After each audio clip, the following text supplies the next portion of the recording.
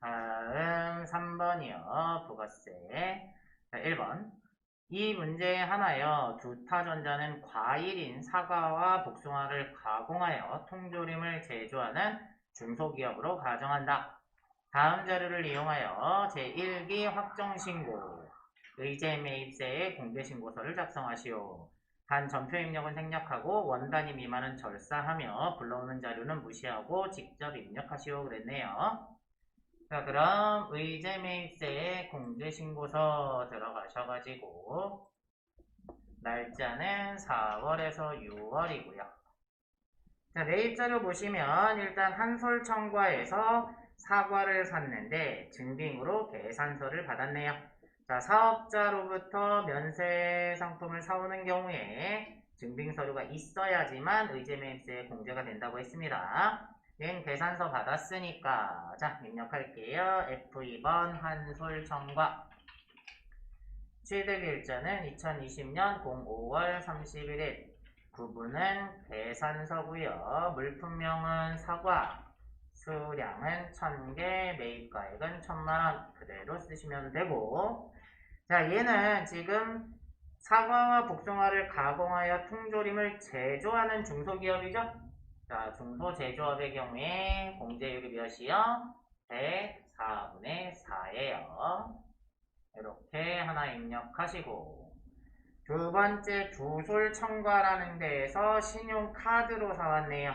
얘도 사업자면서 적격증빙 받아왔으니까 자, 이쪽에다가 F2번 두솔 첨가 취득일자는 2020년 06월 10일 구분은 신용카드 등 물품명은 복숭아 수량은 500 금액은 500만원이고 똑같이 104분의 4 이렇게 입력을 해주시면 되고요. 얘는 확정신고 기간이니까 한도 계산해야 된다고 그랬죠. 그래서 밑에 2번에 보시면 1기 예정시 과세표준이 1,500만원, 확정시 과세표준이 2,000만원, 기계 공급가액은 500만원은 제외한 것임 그랬죠. 자, 그러면 예정분에다가 얼마 쓰시면 돼요? 1,500 쓰시면 되고 확정분에다가 2천만원 이렇게 쓰시면 되고요. 나머지 여기 이미 공제받은 금액에다가 3번에 보시면 예정신고 시 의제매입세액 18만원을 공제받았대요. 그러니까 이미 공제받은 금액에다가 18만원을 써주셔야 되겠네요. 다음 2번은 부가세 신고서네요. 자, 2번 다음 자료를 이용하여 두타전자의 2020년 제2기 확정신고 기간에 대한 부가가치세 신고서를 작성하시오. 단 부가가치세 신고서 이외에 부속서류 및 과세표준 명세 입력은 생략하며 신고서 작성을 위한 전표 입력도 생략하고 세부담이 최소화되도록 작성하라고 나와 있네요. 부가세 신고서 들어가셔서 10월에서 12월 자, 매출 자료의 첫 번째 보시면 제품 매출 2억에 2천, 전자세금계산서 발급이라고 나와 있네요. 그러면 1번에다가 2억에 2천만원 쓰시면 되고요. 두 번째, 신용카드로 결제한 제품 매출이 6천에 600이 있고 전자세금계산서 미발급이네요. 그러면 여기 3번에다가 6천에 600을 쓰시면 되고요. 다음 내국 신용장에 의한 재화 공급 5천만원의 부가세는 없고요. 영세율 전자세금계산서 발급분이네요. 그러니까 5번 영세율의 세금계산서 발급분에다가 5천 이렇게 써주시면 되고요. 다음은 재화의 직수출액 1억 2천 영세율 대상이며 전자세금계산서 미발급이니까 수출이죠. 그래서 영세의 기타인 6번에다가 1억 2천 이렇게까지 쓰시면 되고 다음 매출 자료에 또 대손 확정된 매출 채권 2천만원에 200만원 대손세 공제 요건을 충족한대요. 그럼 공제를 받는다는 얘기죠. 그럼 공제 받을 땐 마이너스로 부가세만큼만 쓰셔야 됩니다. 이렇게 하시면 매출 자료는 끝이 나고요. 매입 자료로 갈게요. 매입 자료의 첫 번째 원재료 매입 1억 5천에 1,500 전자세금계산서 수취라고 되어 있으니까 일반 매입에다가 1억 5천에 1,500 쓰시면 되고요. 두 번째 법인카드로 구입한 원재료 매입 800에 80짜리가 있는데 세금계산서 미수치 매입세의 공제 요건은 충족한다고 했으니까 그 밖에 공제 매입세액 중에 신용카드의 일반 여기에다가 800에 80만원을 쓰시면 되고요. 다음 세 번째 거래처 접대용 선물세트 매입이 770에 77만원이 있는데 전자세금계산서를 수취했고 고정자산 아니래요. 그러면 여기에 포함이 돼 있다라고 봐야 돼요. 전자세금계산서 수취분이라고 위에서 입력했으니까. 그러니까 공제받지 못할 매입세액에 770에 77만원을 써주셔야 됩니다. 다음 원재료 매입 900에 90 예정신고 누락분이며 전자세금계산서는 정상적으로 수취했대요. 그러면 매입의 예정신고 누락분 세금계산서에다가 900에 90만원을 써주시면 되겠습니다.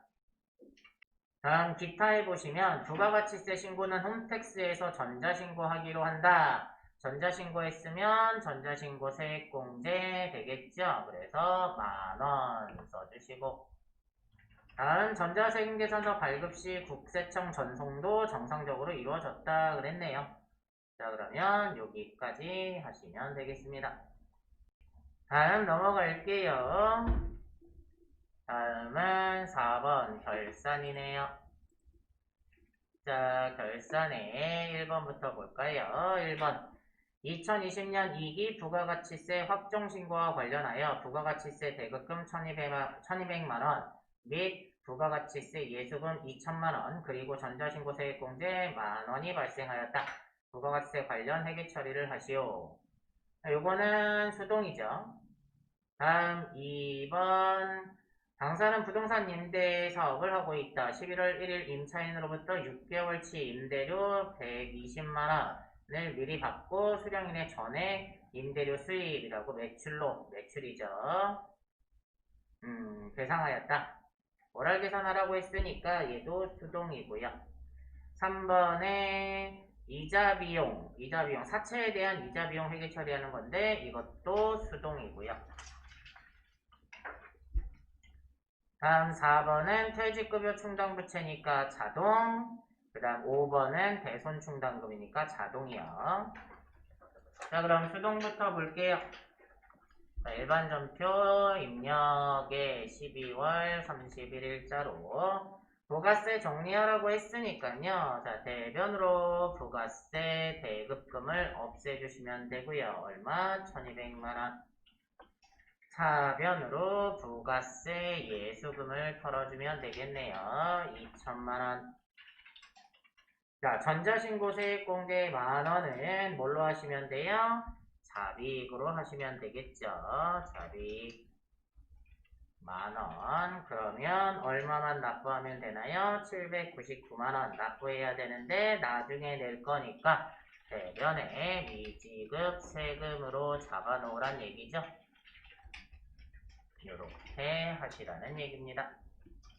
다음 2번 2번은 6개월치 임대료를 11월 1일날 받았어요. 그리고 얘를 매출로 처리를 했던 거죠. 근데 매출로 보다 보니까 이번 연도치는 12월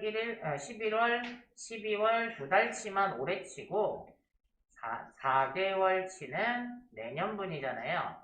그래서 얘를 수익에서 빼야 된다는 얘기입니다.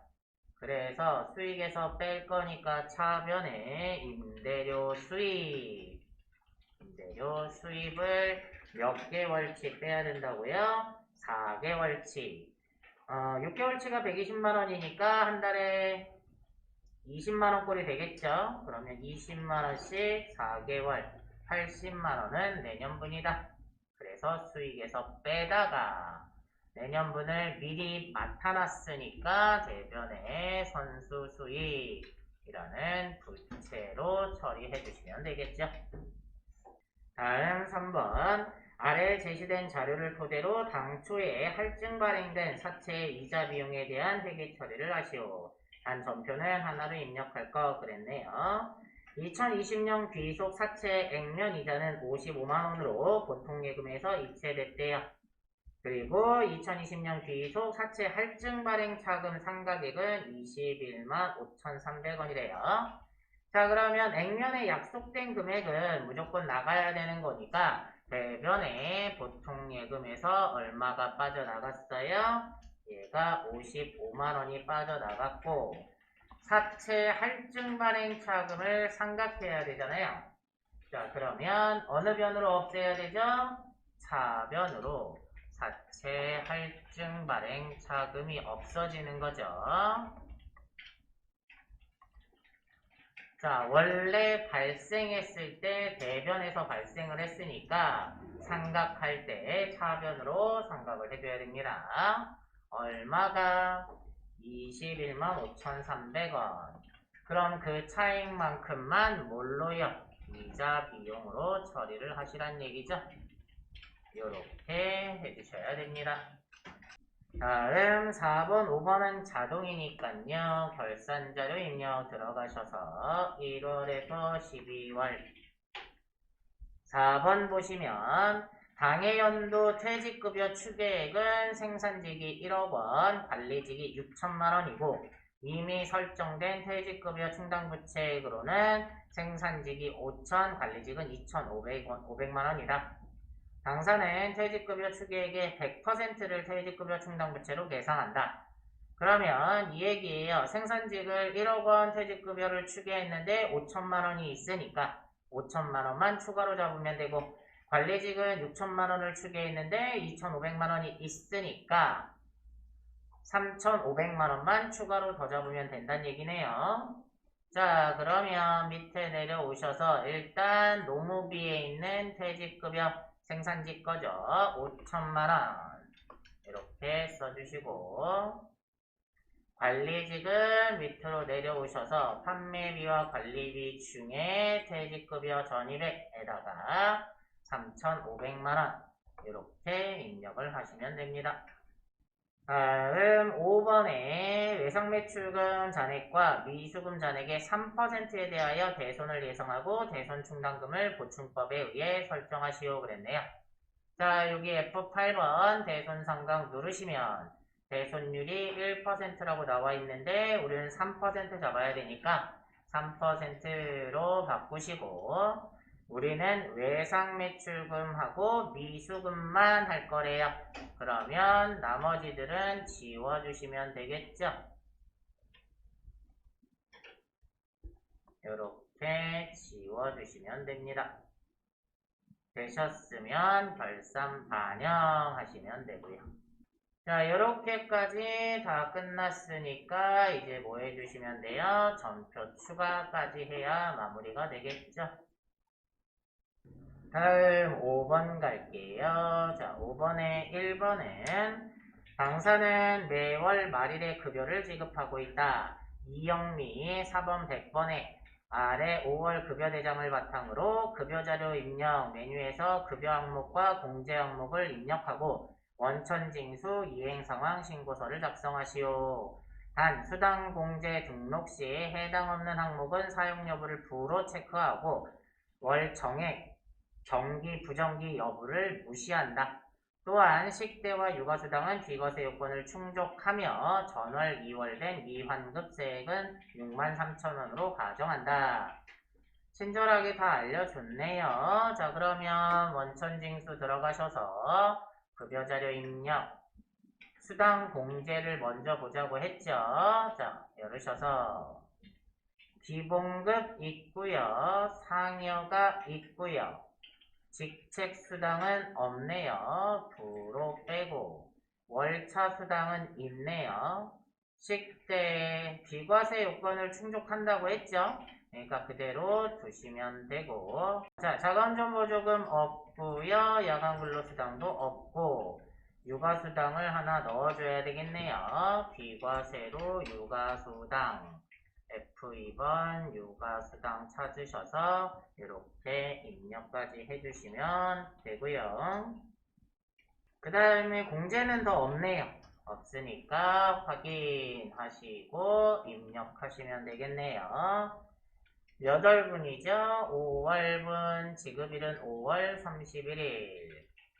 자, 이영미 기본급이 230만원, 상여가 20만원, 월차 수당이 10만원, 식대가 10만원, 육아수당이 10만원, 국민연금이 11만 2,500원, 건강보험이 8만 750원, 장기요양이 8,270원, 고용보험이 2만 800원 맞고요.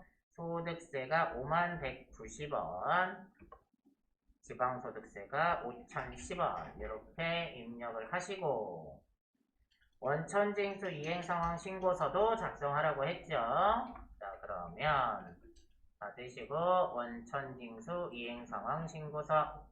자, 5월 귀속 5월 지급분 정기신고. 자, 이번에 5만 190원을 납부를 해야 되는데 전월에 미환급 해준 게 있대요. 그래서 여기 12번에다가 6만 3천원 입력을 하시면 이번에 납부할 건 없네요. 되셨으면 2번 갈게요. 다음에 연말정산 관련 자료를 보고 사무직 사원 최민상 여러 가지가 나와 있네요. 4번은 105번, 입사일은 2018년 1월 14일, 세대주 총급여액이 5천만원으로 가정한다 그랬고요. 세부담 최소화를 위한 연말정산 추가자료 입력 메뉴에 연말정산 입력 탭을 입력하시오. 단 부양가족 탭은 무시하라고 나와 있네요. 자, 그럼 연말정산 추가자료 입력 들어가셔서 사원은 최민상 열으시고, 자, 첫 번째 거부터 볼게요. 보험료, 본인 저축성 보험료 나와 있네요. 저축성 보험료는 안 해주죠.